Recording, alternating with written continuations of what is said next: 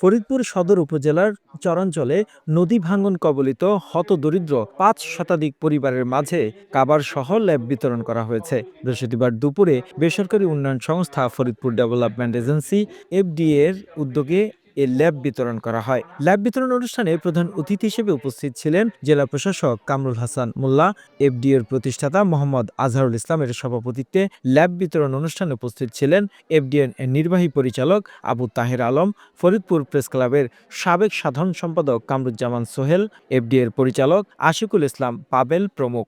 আসলে এফডিএ এর নিজস্ব অর্থায়নে এই যে কার্যক্রমগুলো বিভিন্ন ধরনের দুর্যোগে আমরা করে থাকি, এগুলো জেলা প্রশাসনের সর্বাত্মক সহযোগিতায়, জেলা প্রশাসনের পরামর্শে এই কাজগুলো আমরা প্রায় ৩০ বছর কন্টিনিউ করে যাচ্ছি। বিভিন্ন ধরনের পরিকল্পনা আছে, উদ্যোগ আছে।